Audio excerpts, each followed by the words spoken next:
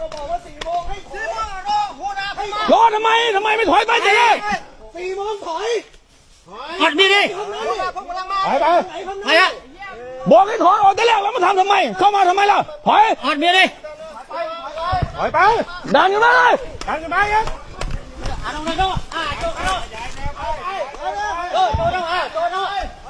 ใหญ่ออกเอ้ยเอาดิมาอันเคลียร์ตึกขาดจ้ะมาลุยเยอะบอกว่าเขาไปอีกไงนี่เลยเยอะเดี๋ยวไอ้ใหญ่เคลียร์ตามมากี่เคลียร์มันตายไปกันเลยไปถอยไป